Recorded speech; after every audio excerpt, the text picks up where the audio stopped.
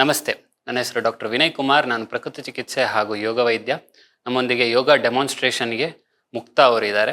ಹಿಂದಿನ ಸಂಚಿಕೆಯಲ್ಲಿ ನಾವು ಮಲಗಿಕೊಂಡು ಮಾಡುವ ಆಸನಗಳ ಅಭ್ಯಾಸವನ್ನು ಶುರು ಮಾಡಿದ್ವಿ. ಅದರಲ್ಲಿ ಮೊದಲಿಗೆ ನಾವು ಮಾಡಿರುವಂಥದ್ದು ಪವನ ಮುಕ್ತಾಸನ. ಒಂದು ವೇಳೆ ನೀವು ಆ ಸಂಚಿಕೆಯನ್ನು ನೋಡದಿದ್ದಲ್ಲಿ ನಿಂತ ಸ್ಥಿತಿಯಿಂದ ಬೆನ್ನ ಮೇಲೆ ಮಲ್ಕೊಂಡು ಮಾಡುವಂತಹ ಆಸನಗಳ ಸ್ಥಿತಿಗೆ ಹೇಗೆ ಹೋಗಬೇಕು ಎಂಬುದನ್ನು ಈ ಸಂಚಿಕೆಯಲ್ಲಿ ಕೂಡ ತಿಳಿಸ್ತಾ ಇದ್ದೇವೆ. ನಿಧಾನವಾಗಿ ನಿಂತ ಸ್ಥಿತಿಯಿಂದ ಮಲಗಿಕೊಂಡು ಮಾಡುವಂತಹ ಆಸನಗಳ ಸ್ಥಿತಿಗೆ ಹೋಗುವ ಪ್ರಕ್ರಿಯೆ. ಎರಡೂ ಕೈಗಳನ್ನು ನಿಧಾನವಾಗಿ ಮೇಲೆತ್ತಬೇಕು. ಉಸಿರು ಬಿಡ್ತಾ ಮಂಡಿಯ ಮೇಲೆ ಕೂತ್ಕೊಳ್ಬೇಕು. ಮಂಡಿ ನೋವೆಲ್ಲ ಇದ್ದಲ್ಲಿ ನಿಮಗೆ ಕಷ್ಟ ಆಗುತ್ತೆ ಅಂತ ಅಂದರೆ ನಿಧಾನವಾಗಿ ನೇರವಾಗಿ ಕಾಲುಗಳನ್ನು ಮುಂದಕ್ಕೆ ಚಾಚಬಹುದು. ಇಲ್ಲವಾದಲ್ಲಿ ನಿಧಾನವಾಗಿ ವಜ್ರಾಸನಕ್ಕೆ ಬನ್ನಿ, ಕೈಗಳನ್ನು ಕೆಳಗೆ ತನ್ನಿ, ವಜ್ರಾಸನಕ್ಕೆ ಬನ್ನಿ. ಇಲ್ಲಿಂದ ಎರಡೂ ಕಾಲುಗಳನ್ನು ಮುಂದಕ್ಕೆ ಚಾಚಬಹುದು. ಬೆನ್ನನ್ನು ನೇರವಾಗಿ ಇಟ್ಕೊಂಡು ಇಲ್ಲಿಂದ ಎರಡೂ ಕೈಗಳ ಸಹಾಯದಿಂದ ನೀವು ನಿಧಾನವಾಗಿ ಬೆನ್ನ ಮೇಲೆ ಮಲ್ಕೊಳ್ಬೇಕು. ಇದು ಮಲಗಿಕೊಂಡು ಮಾಡುವಂತಹ ಆಸನಗಳಿಗೆ ಮೊದಲ ಸ್ಥಿತಿ ಅಂತ ಹೇಳ್ತೇವೆ. ಎರಡು ಕಾಲುಗಳ ಹತ್ತಿರ ಇರಬೇಕು, ಕೈಗಳು ದೇಹದ ಹತ್ತಿರ ಇರಬೇಕು. ಇವತ್ತಿನ ಸಂಚಿಕೆಯಲ್ಲಿ ನಾವು ಮಾಡುವಂತಹ ಆಸನ ಸೇತು ಬಂದಾಸನ ಅಥವಾ ಬ್ರಿಡ್ಜ್ ಪೋಸ್ ಅಂತ ಹೇಳ್ತೇವೆ. ಯಾಕಂದ್ರೆ ಅದು ಸೇತು ಬಂದಾಸನ ಅಂತ ಹೇಳಿದ್ರೆ ಹೆಸರಲ್ಲೇ ನಿಮಗೆ ನೋಡ್ಲಿಕ್ಕೆ ಸಿಗ್ತದೆ. ಸೇತು ಅಂದ್ರೆ ಬ್ರಿಡ್ಜ್ ಅಂತ ಹೇಳ್ತೇವೆ. ಆ ಥರದ ಸ್ಟ್ರಕ್ಚರಲ್ಲಿ ದೇಹವನ್ನ ಬೆಂಡ್ ಮಾಡುವಂತಹ ಒಂದು ಪ್ರಕ್ರಿಯೆ ಇದರಲ್ಲಿ. ನಿಧಾನವಾಗಿ ಆಸನ ಮಾಡುವಾಗ ನಿಮ್ಮ ಬೆನ್ನಿನ ಭಾಗಕ್ಕೆ ಉತ್ತಮ ರೀತಿಯಾದಂತಹ ವ್ಯಾಯಾಮ ಸಿಗ್ತದೆ. ಇದರಲ್ಲಿ ಮಾಡುವಾಗ ಏನಾಗುತ್ತೆ ಅಂದರೆ ನಿಮ್ಮ ರಕ್ತ ಸಂಚಾರ ಏನಿದೆ ಅದನ್ನು ಬೆನ್ನಿನ ಭಾಗ, ಹೊಟ್ಟೆಯ ಭಾಗ, ಎದೆಯ ಭಾಗದಲ್ಲಿ ಇಂಪ್ರೂವ್ಮೆಂಟ್ ಮಾಡಲಿಕ್ಕೆ ಉಪಕಾರಿ ಆಗ್ತಾ ಇದೆ. ಜಾಗ್ರತೆ ವಹಿಸಬೇಕಾದ್ದು ಏನು ಅಂದರೆ ಮಂಡಿ ನೋವು ಇದ್ದಲ್ಲಿ ಅಥವಾ ಅತಿಯಾದ ಸೊಂಟ ನೋವು ಇದ್ದಲ್ಲಿ ಈ ಅಭ್ಯಾಸ ಮಾಡುವಾಗ ಸ್ವಲ್ಪ ಜಾಗ್ರತೆ ವಹಿಸಬೇಕು. ಇವತ್ತಿನ ಆಸನದ ಅಭ್ಯಾಸವನ್ನು ಈಗ ಶುರು ಮಾಡೋಣ. ಮೊದಲಿಗೆ ಎರಡೂ ಕಾಲುಗಳನ್ನು ಜೋಡಿಸಬೇಕು, ಕೈಗಳು ಹತ್ತಿರ ಇರಬೇಕು. ಎರಡೂ ಕಾಲುಗಳನ್ನು ಮಂಡಿಯ ಭಾಗದಿಂದ ಮಡಚಬೇಕು. ನಿಮ್ಮ ಹಿಮ್ಮಡಿಯನ್ನು ದೇಹದ ಹಿಂಭಾಗಕ್ಕೆ ಅಂದರೆ ಎಷ್ಟು ಹತ್ತಿರ ಆಗ್ತದೋ ಅಷ್ಟು ಹತ್ತಿರಕ್ಕೆ ತರಬೇಕು. ನಾವು ಏನು ಹೇಳ್ತೇವೆ ಪೃಷ್ಠದ ಭಾಗ ಅಂತ, ಬಟಕ್ಸ್ ಅಂತ ಏನು ಹೇಳ್ತೇವೆ, ಅದರ ಹತ್ತಿರಕ್ಕೆ ತರಬೇಕು.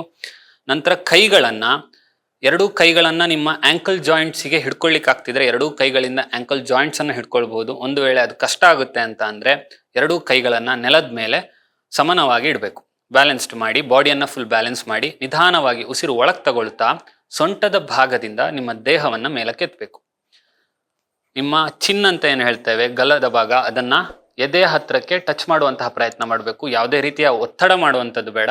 ಎಷ್ಟಾಗುತ್ತೋ ಅಷ್ಟು ಮಾಡಿ, ಎಷ್ಟು ಮೇಲಕ್ಕಾಗುತ್ತೋ ಅಷ್ಟು ಮೇಲಕ್ಕೆ ಇದನ್ನು ಎತ್ತಬೇಕು. ದೇಹವನ್ನು, ಬೆನ್ನಿನ ಭಾಗವನ್ನು ಮೇಲಕ್ಕೆ ಎತ್ತಬೇಕು.